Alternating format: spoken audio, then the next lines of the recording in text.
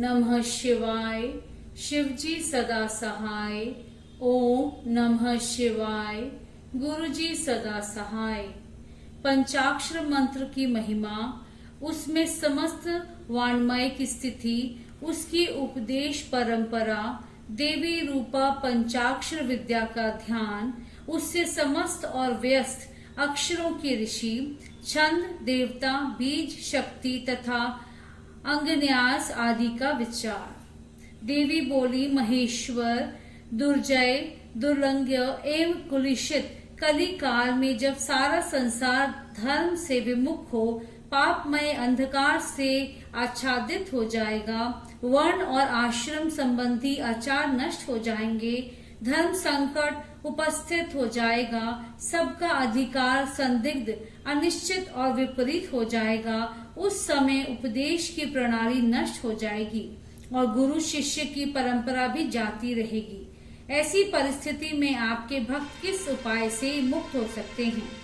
महादेव जी ने कहा, देवी, कली काल के मनुष्य मेरी परम मनोरम पंचाक्षरी विद्या का आश्रय ले भक्ति से भाविचित होकर संसार बंधन से मुक्त हो जाते हैं, जो अखतनीय और अचिंतनीय हैं। उन मानसिक, वाचिक और शारीरिक दोषों से जो दूषित, कृतधन, निर्दय, छली, लोभी और कुटिल चित्त हैं, वे मनुष्य भी यदि मुझ में मन लगाकर मेरी पंचाक्षरी विद्या का जप करेंगे, उनके लिए वह विद्या ही संसार भय से तारने वाली होगी। देवी, मैंने बारंबार प्रतिज्ञा पूर्वक यह बात कही है कि भूतल पर मेरा पतित हुआ भक्त भी इस पंचाक्षरी विद्या के द्वारा बंधन से मुक्त हो जाता है। देवी बोली, यदि मनुष्य पतित होकर सर्वथा कर्म करने के योग्य न रह जाए, तो उसके द्वारा किया गया कर्म नरक की ही प्राप्ति कराने वाला होता है। ऐसी दशा में पतित मानव इस विद्या द्वारा कैसे मुक्त हो सकता है? महादेव जी ने कहा, सुंदरी, तुमने यह बहुत ठीक बात पूछी है। अब इसका उत्तर सुनो। पहले मैंने इस विषय को गोपनीय समझकर अब तक प्रकट नहीं किया था। यदि पतित मनुष्य मोहवश मंत्रों के उच्चारण पूर्वक मेरा पूजन करे, तो वह निसंदेह नरकगामी हो सकता है, किंतु पंचाक्षर मंत्र के लिए ऐसा प्रतिबंध नहीं है।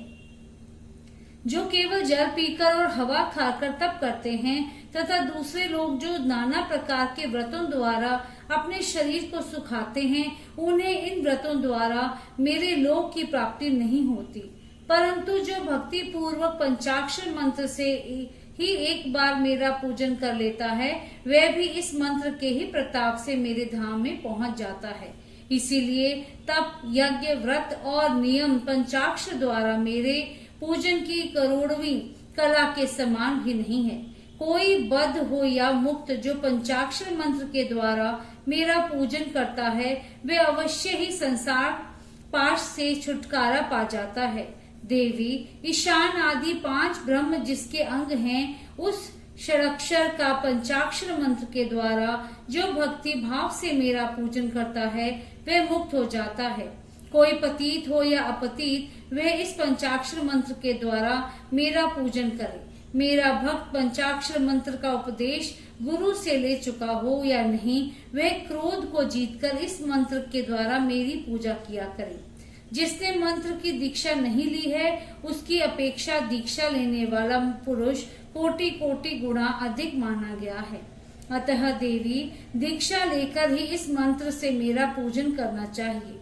जो इस मंत्र की दीक्षा लेकर मैत्री, मुदिता आदि गुणों से युक्त तथा ब्रह्मचर्य परायण हो भक्ति भाव से मेरा पूजन करता है, वे मेरी समता प्राप्त कर लेता है।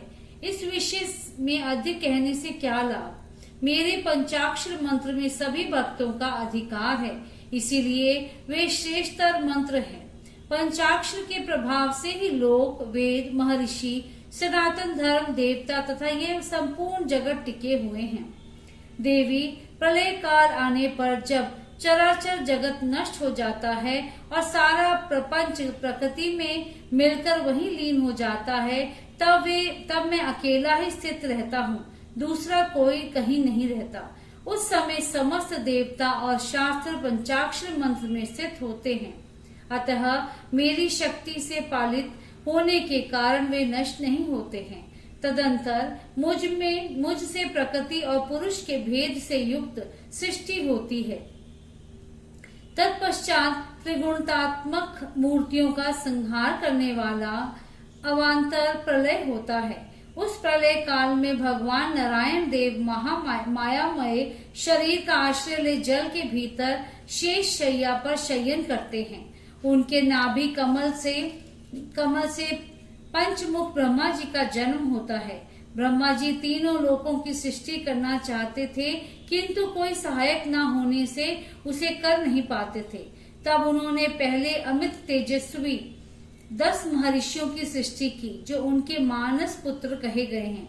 उन पुत्रों की सिद्धि बढ़ाने के लिए पितामह ब्रह्मा ने मुझसे कहा, महादेव महेश्वर, मेरे पुत्रों को शक्ति प्रदान कीजिए। उनके इस प्रकार प्रार्थना करने पर 5 मुख धारण करने वाले मैंने ब्रह्मा जी के प्रति प्रत्येक मुख से एक एक अक्षर के क्रम से 5 अक्षरों का उपदेश किया।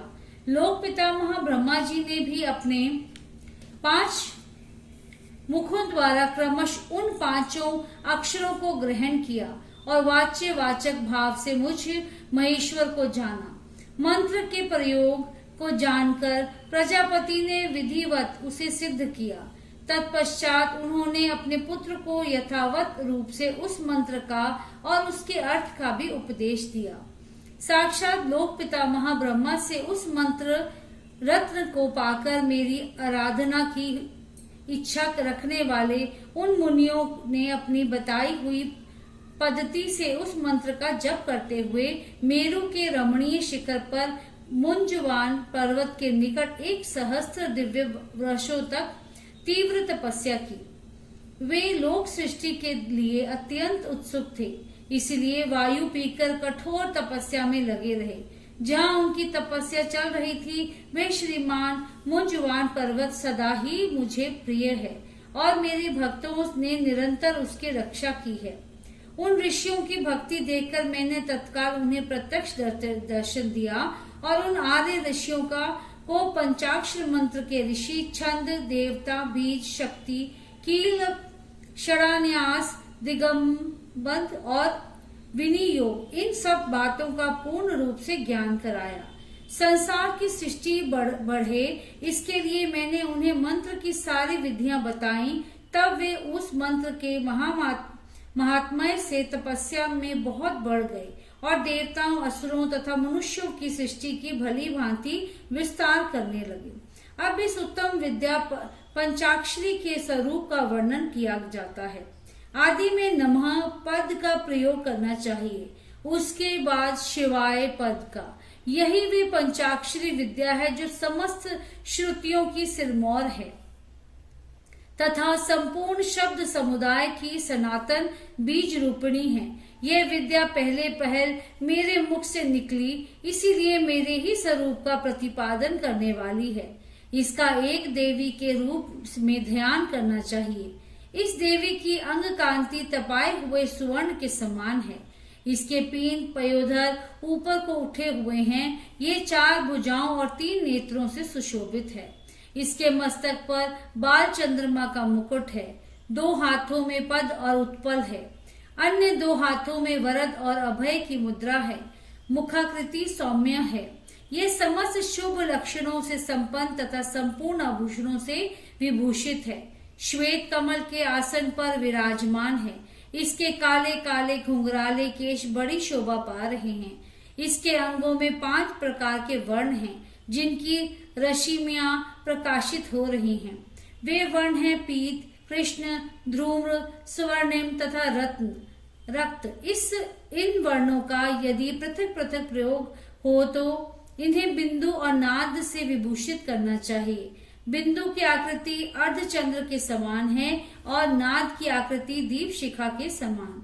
सुमुखी, यूं तो इस मंत्र के सभी अक्षर बीज रूप हैं, तथापि उनमें दूसरे अक्षरों को इस मंत्र का बीज समझना चाहिए। दीर्घ स्वर पूर्वक जो चौथा वर्ण है, उसे कीलक और 5वें वर्ण को शक्ति समझना चाहिए। इस मंत्र के वामदेव ऋषि हैं और पंक्ति छंद है। वरानने में शिव ही इस मंत्र का देवता हूँ। वारारोह, गौतम, अत्रि, विश्वामित्र, अंगिरा और भारद्वाज ये नकार आदि वर्णों के क्रमश ऋषि माने गए हैं। गायत्री, अनुष्टुप, त्रिष्टुप, बृहति और विराट ये क्रमश 5 अक्षरों के छंद हैं। इंद्र, रुद्र, विष्णु, ब्रह्मा और सकन ये क्रमश उन अक्षरों के देवता हैं। वरानने मेरे पूर्व आदि चारों दिशाओं के तथा ऊपर के 5 मुख इन नकारादि अक्षरों के क्रमश स्थान हैं।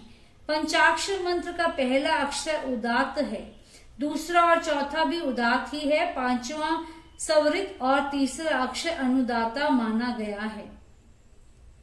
इस पंचाक्षर मंत्र के मूल विद्या शिव, शैव, सूत्र तथा पंचाक्षर नाम है। शैव शिव संबंधी, बीज प्रणव मेरा विशाल हृदय है। नकार सिर कहा गया है, मकार शिखा है, शी कवच है व नेत्र है और यकार अस्त्र है।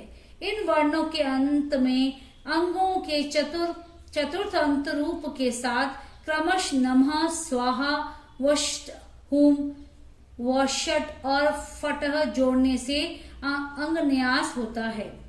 देवी थोड़े से भेद के साथ यह तुम्हारा भी मूल मंत्र है। उस पंचाक्षर मंत्र में जो 5वां वर्ण य है उसे 12वें स्वर से विभूषित किया जाता है, अर्थात नमः शिवाय के स्थान में नमः शिवाय कहने से ये देवी का मूल मंत्र हो जाता है। अतः साधक को चाहिए कि वह इस मंत्र से मन, वाणी और शरीर के भेद से हम दोनों का पूजन, तप और होम आदि करें। देवी जिसकी जैसी समझ हो, जिसे जितना समय मिल सके, जिसकी जैसी बुद्धि, शक्ति, संपत्ति, उत्साह एवं योग्यता और प्रीति हो, उसके अनुसार वह शास्त्र विधि से जब कभी, जहाँ कहीं अथवा जिस किसी भी साधन द्वारा मेरी पूजा कर सकता है, उसकी की हुई वह पूजा